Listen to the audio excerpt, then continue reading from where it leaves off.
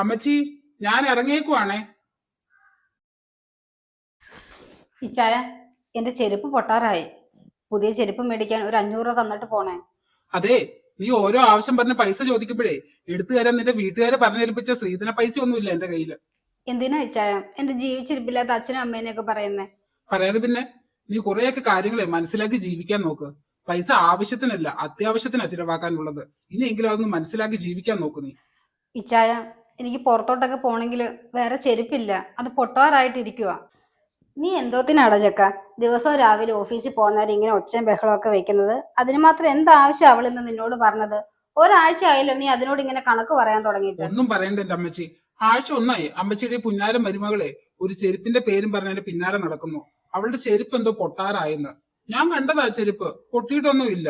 അവൾക്കിപ്പോ ആ ചെരുപ്പ് ഇടാൻ വയ്യ, പുതിയത് വാങ്ങാനുള്ള അടവ്, അത്രേ ഉള്ളൂ. ഇവള് ദിവസവും ദിവസം ഈ കാര്യം പറഞ്ഞ് എന്റെ പുറകെ നടന്ന ഇവൾക്ക് ആ ചെരുപ്പ് മേടിച്ചു കൊടുക്കുന്ന വിചാരം. ചുമ്മാ ഇവിടെ തിന്നും കുടിച്ചിരിക്കുന്ന ഇവൾക്ക് എന്തിനാ ചെരുപ്പ്? പുറത്തോട്ടൊന്നും പോണില്ലല്ലോ. തൽക്കാലം നീ ഏതായാലേ നിന്ന് സമയം കളയാതെ ഓഫീസിലോട്ട് ചെല്ലാൻ നോക്ക്. മോളെ, നീ എന്റെ റൂമിലോട്ടൊന്ന് വന്നേ, എനിക്ക് ഇച്ചിരി സംസാരിക്കാനുണ്ട്. ശരി അമ്മച്ചി.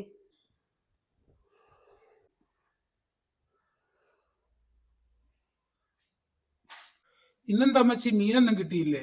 ഈ പച്ചക്കറി മാത്രം കൂട്ടി എങ്ങനെയാ ചോറുണ്ടത്? ഇന്ന് മീൻകാരൻ വന്നത് ഞാൻ കണ്ടില്ലട ചെക്ക. ഞാൻ കുറച്ചു നേരം കിടന്നങ്ങ് മയങ്ങിപ്പോയി. നല്ല തലവേദനയായിരുന്നു. ആ സമയത്ത് അവൻ വന്നത്. നീ ഇപ്പൊ ഉള്ള കറികളൊക്കെ കൂട്ടി അങ്ങ് ചോറുണ്ണാൻ നോക്ക്. അമ്മച്ചിക്ക് മീൻ കിട്ടിയില്ലെങ്കിൽ നിനക്ക് എന്നെ ഒന്ന് വിളിച്ച് പറയാൻ മേലായിരുന്നോ? ഞാൻ വരുമ്പോ മേടിച്ചോണ്ട് വരുമായിരുന്നല്ലോ. അതുപോലെ ഓർത്ത് ചെയ്യാൻ പറ്റാത്ത നീയൊക്കെ എന്തിനാ ഇവിടെ ഇരിക്കുന്നത്? ചുമ്മാ തിന്നു ഉറങ്ങി കിടക്കാനൊക്കെ അറിയാം. നീ എന്തിനാടി എന്റെ ഭാര്യ എന്ന് പറഞ്ഞ കാശ് തിന്നും പിടിപ്പിക്കുക ഇവിടെ നിൽക്കുന്നത്? അജയ്, നീ എന്തൊക്കെയാ വിളിച്ചു പറയുന്നത് അവളോട്? അമ്മച്ചി ഒന്ന് ചുമ്മാ ഇരുന്നേ. എന്താടി, നിന്റെ വായിൽ നാക്കില്ലേ? അത് പിന്നെ ഇച്ചായ, ഞാൻ ഈ കാര്യം പറയാൻ വേണ്ടിയിട്ട് ഇച്ചായനെ വിളിച്ചതാ. പക്ഷെ എൻ്റെ ഫോണിൽ റീചാർജ് തീർന്നു പോയിട്ട് കുറേ നാളായായിരുന്നു. ഞാൻ കുറേ നാളായില്ലേ ഇച്ചായനോട് പറയുന്നു ആ ഫോണൊന്ന് ചാർജ് ചെയ്ത് തരാൻ. അതുകൊണ്ടാ എനിക്ക് വിളിക്കാൻ പറ്റാത്ത. ഒരു ജോലി നേരാവണ്ണം ചെയ്യാൻ അറിയാതെ 3 നേരം മൂക്കുമുട്ട തിന്നാൻ മാത്രം അറിയുന്ന നിന്റെയൊക്കെ ഫോൺ എന്തിനാണ് റീചാർജ് ചെയ്യുന്നത്? അങ്ങനെ വെറുതെ ഒക്കെ നിനക്ക് വേണ്ടി പൈസ ചെലവാക്കാനേ എന്റെ കയ്യിലില്ല. അവളുടെ ഒരു റീചാർജ് നീ പോയി നിന്റെ അപ്പനോട് പോയി പറയടി റീചാർജ് ചെയ്ത് തരാൻ.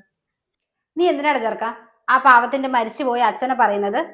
അവരുണ്ടായിരുന്നെങ്കിൽ ഇപ്പൊ ഇവളുടെ വിദ്യാഭ്യാസം പോലും മുടങ്ങില്ലായിരുന്നു. നല്ലൊരു വിദ്യാഭ്യാസവും നേടി ഇപ്പൊ സ്വന്തം കാലിൽ നിന്നേനെ. അങ്ങനെയാണെന്നുണ്ടെങ്കിൽ നിന്റെ കാലെ പിടിക്കേണ്ടി വരില്ലായിരുന്നു. നീ ഇതൊക്കെ അറിഞ്ഞു വെച്ചോണ്ടല്ലേ ഇവിടെ വിളിച്ചോണ്ട് വന്നത്? അന്നേരം ഈ കാര്യങ്ങളൊന്നും നീ ആലോചിച്ചില്ലായിരുന്നോ? ഞാൻ അറിഞ്ഞോ അതിന് ഇവളെ കൊണ്ട് ഒന്നിനും കൊള്ളില്ലെന്ന്?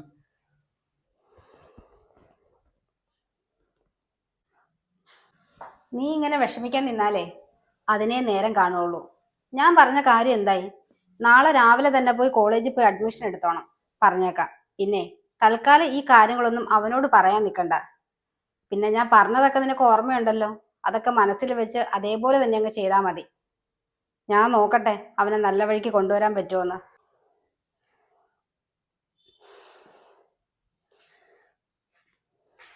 അമ്മച്ചി, അമ്മച്ചി ഇവിടെ മുറിയിൽ ഒളിപ്പിച്ച് നിർത്താതെ ഇങ്ങോട്ടേക്ക് ഇറക്കി വിട്ടേ. ഈ വീട്ടിൽ എന്റെ ഭാര്യയായിട്ട് അവളിനെ തുടരണ്ട. അതിന് ഞാൻ ഇനി സമ്മതിക്കത്തുമില്ല. കഴിഞ്ഞ ഒരാഴ്ചയായി ഇവളെന്റെ ഒരു കാര്യം അന്വേഷിക്കുന്നില്ല, ഒന്നും ചെയ്തു തരുന്നില്ല. അലക്കാനുള്ള തുണിയുടെ നാറ്റം കാരണം മുറിയിൽ കേറാൻ പോലും വയ്യ. അമ്മച്ചിക്ക് അറിയോ, എനിക്ക് ഓഫീസിലിടാൻ ഒരു ഷർട്ട് പോലും അലക്കിയിടാനില്ല. എന്റെ ചിലവിൽ താമസിച്ചുകൊണ്ട് ഞാനിതിന് സമ്മതിക്കത്തില്ല. എവിടെ അവള്?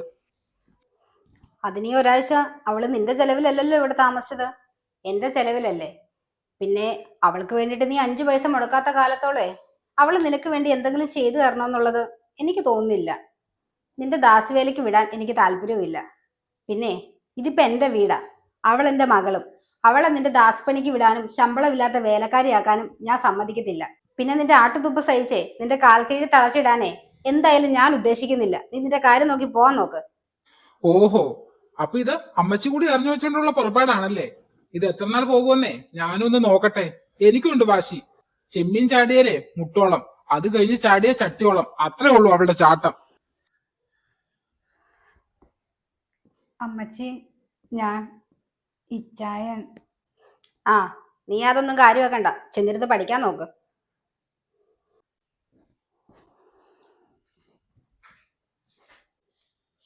പ്രിയേ, സോറി.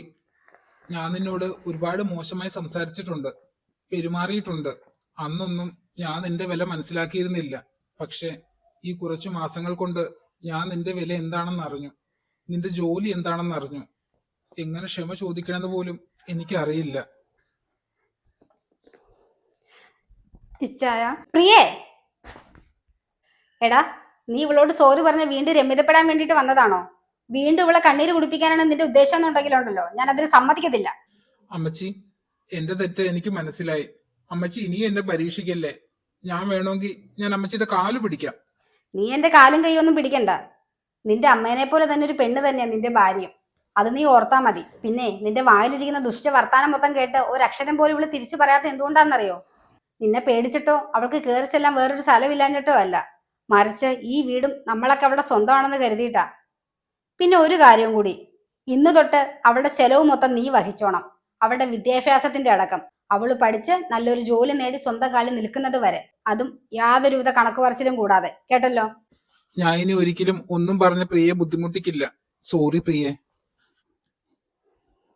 ചെല്ലുമോളെ, നീ ഇനി തൊട്ട് അവന്റെ റൂമിൽ കിടന്നാ മതി.